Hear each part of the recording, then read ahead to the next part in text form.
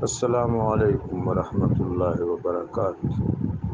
اہل کتاب اور ہمارے درمیان ایک قدر مشترک ہے، وہ انبیاء علیہم الصلاۃ والسلام میں سے اکثر کو مانتے ہیں، گو کہ جس طرح ماننے کا حق ہے اس طرح نہیں مانتے۔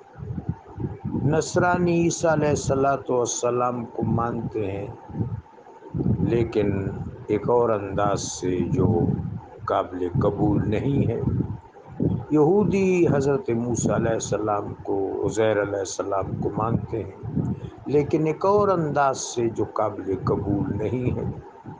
پھر بھی الہامی وحی کا مزاج وہ جانتے ہیں اور اس سے کچھ نہ کچھ مانوس ہے۔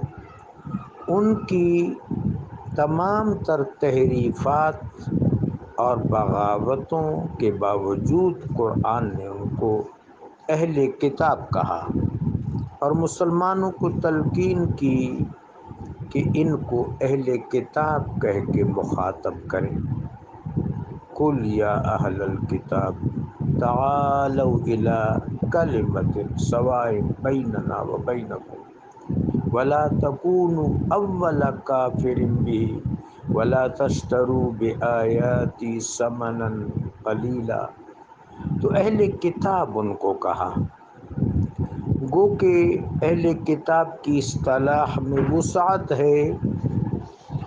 علماء متقدمین اس کو یہود و نصارہ تک محدود رکھتے ہیں، بعد میں جو بزرگ گزرے ہیں، علامہ کوثری، علامہ نابلسی اور بڑے بڑے بزرگ، وہ کہتے ہیں اللہ تبارک و تعالیٰ نے ہر جغرافیہ، ہر ملک، ہر قوم، ہر خطہ میں نبی بھیجا ہے، تو اصولی طور پر سب لوگ اہل کتاب ہیں۔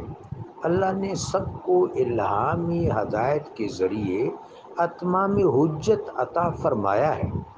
بہر صورت ہم اگر صرف یہود و نصارہ تک بھی محدود رہیں تو قرآن یہ تلقین کرتا ہے کہ ہدایت کے حوالے سے، ترغیب و ترہیب کے حوالے سے، رشد و تلقین کے حوالے سے جب ان سے بات کرو تو نقطہ اتفاق سے بات کا آغاز کرو۔ ایک تو ان کا یہ حق ہے اور ان کے ساتھ یہ معاملہ ہے۔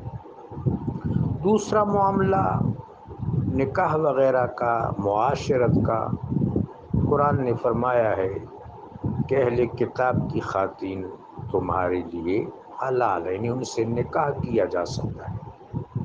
اس طرح طعام کے بارے میں وَطَعَامُ الَّذِينَ أَهْلُ الْكِتَابِ حِلٌّ لَكُمْ وَطَعَامُكُمْ حِلٌّ لَهُمْ، اگر وہ جنس حلال ہے جو انہوں نے تیار کی ہے، مثلا فروٹ ہے، حلال گوشت ہے، جو بھی چیز ہے، سبزی ہے، اگر وہ جنس حلال ہے تو اس سے مسلمان بھی استفادہ کر سکتے ہیں اور آپ اپنا طعام ان کو بھی کھلا سکتے ہیں، دے سکتے ہیں۔ اب رہا مسئلہ حکمت کا، وہ تو یہ ہے، تدبیر کا وہ تو یہ ہے، لیکن توسیعی بصیرت کے تحت صحابہ اکرام نے بھی ایسے فیصلے کیے۔ مثلا شام میں ایک آدمی جس کا نام مغیرہ بن شعبہ تھا، اس نے ایک کتابیہ خاتون سے نکاح کیا۔ حضرت عمر بن خطاب رضی اللہ تعالیٰ عنہ اس وقت مسلمانوں کے امیر تھے، انہوں نے ان کو مکتوب بھیجا کہ ان کو چھوڑ دو۔ تو مغیرہ بن شعبہ نے تعرض کیا کہ رسول اللہ صلی اللہ علیہ وسلم اور کتاب اللہ کی طرف سے اجازت ہے۔ تو عمر بن خطاب رضی اللہ تعالیٰ عنہ نے فرمایا کہ کتاب اللہ اور سنت رسول کو میں تم سے زیادہ جانتا ہوں، جو میں کہہ رہا ہوں وہ کرو۔ اس کا مطلب یہ ہے کہ اگر ان موالات کے، نکاح وغیرہ کے جو موالات ہیں، ان کے مضر اثرات رونما ہونے کا خدشہ ہو تو پھر احتراز کرنا اچھا ہے۔ اصولی طور پر کتابیہ خاتون سے نکاح کی اجازت ہے، ان کا طعام اگر جنس حلال ہے تو وہ استعمال کیا جا سکتا ہے۔